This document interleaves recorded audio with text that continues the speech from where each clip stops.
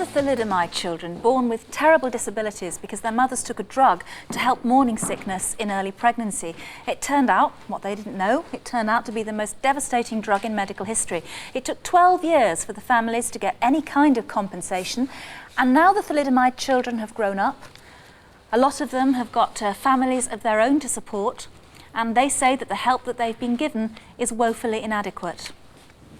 With us now are Freddie Astbury and Gary Skyner. Hi, both of you. Hi, both. Who are both involved in a very active fight at the moment to get more compensation. In fact, you actually went and delivered a letter to number 10 Downing Street yesterday, Freddie. Yes, I delivered a letter on a group of thalidomide who were not happy on the way they were treated in the 60s and 70s. Basically, that was when you were children, so you had no part in the settlement that was finally reached after all the wrangling and the legal ups and downs. And what you're saying is that it was short-sighted. The money's running out. It wasn't enough. Well, really, they never expected us to live that long. I mean, you know... You think that was it? That was well, it? They didn't expect to live? That's it. I mean, I'm not being funny, but if you were to have a baby very badly deformed, you wouldn't expect him to live that long.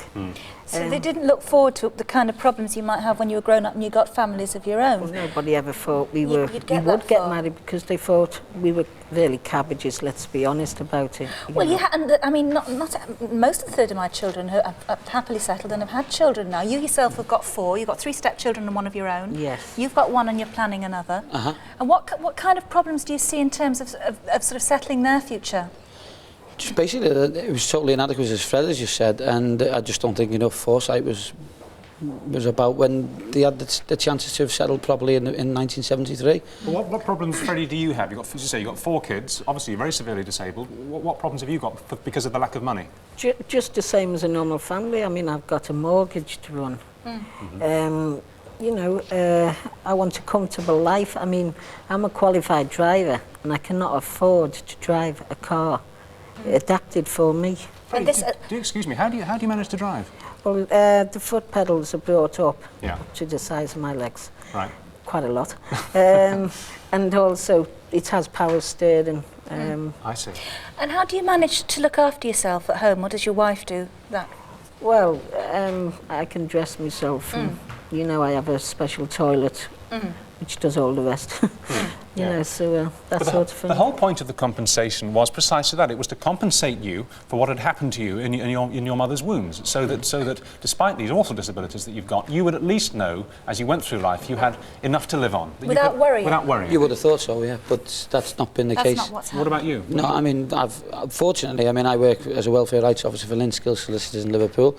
I've got a manager, Steve Draper, in Blackburn, who, thankfully to them 2 people, they had broad-mindedness enough to say, well, OK, we'll take him on his merits, there's nothing wrong with his brain, we'll take him on board and, you know, we'll give him a job. And luckily I've proved him to be very successful. Money's not a problem for me that way. But you're saying you're having to work 16 hours a day? Correct, to keep your head above water? That's right. I mean, OK, I've got a nice lifestyle at the moment, I don't have a problem. I'm nowhere near as severely disabled as Freddie is, or a lot of others. I mean, there's a lad who's not with us this morning, Kevin Donnellon, who needs the necessity of a transit van, which he's been told his chair goes onto the back of the van, is hoisted up and is placed into the van, and the chair becomes the driver's chair. Right. Now, he's been told that van has got to last him to the year 2010. Well, it'll be clear. Well, an ordinary transit van for anyone who doesn't use it every day. Fred, you're saying that unless John Major does something about this, I mean, you're actually threatening to go on hunger strike. That's right. I've given to Christmas Eve, and I've said to him, the government, if I don't get any response on behalf of the thalidomide group I represent, then I will go on hunger strike. Are you prepared for this? Oh yes. A lot of thalidomide people think a lot of people got away very easy to the damage it done. Well, it was one of the greatest scandals of the 20th century. So you're going to start a hunger strike on Christmas Eve unless you get a positive response from John Major and the government. And you say that you were told yesterday that the letter is now on his desk for him to read last night.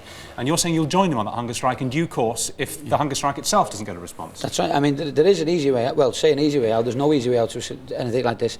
there's vaccine damage payments which are available under the welfare rights scheme within Great Britain, and this affects people who've been injected against whooping cough and that. Right. And if the government come along and include the thalidomide in that, Guinness stroke distillers, if they want to come along and say, right, we never accommodated a Y list in all of this. That was like ourselves who were in an X list. There are ways through this then, there are ways to get the money. Let's bring Nicola Charles, our legal expert, our barrister on. Morning, Nicola.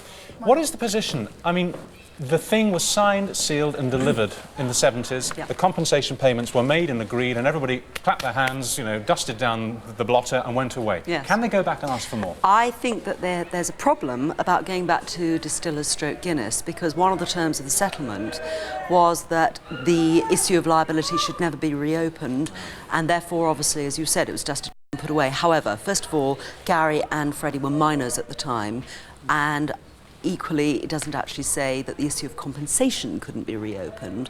Right. Now, one of the ways of looking at it may be not to go necessarily to distillers, but to go through the government, as Gary has said, because there are two issues here. First of all, the amount of money through the vaccine damage, and secondly, there's one question that's exercised my mind since I've been looking into this, which is why the government weren't actually held more accountable, given that at the time of thalidomide being widely available here, the American Food and Drugs Administration had failed to distribute it there. They refused to do so. Well, these are all very technical points, but they are points in which you actually make you think that people like Freddie and Gary might actually get somewhere with this. Well, possibly what I was really coming to is simply saying it could be that the government have got some answer to give them. But the second, more important point is also they're concerned about the tax liability. And again, we've discussed on this programme structured settlements.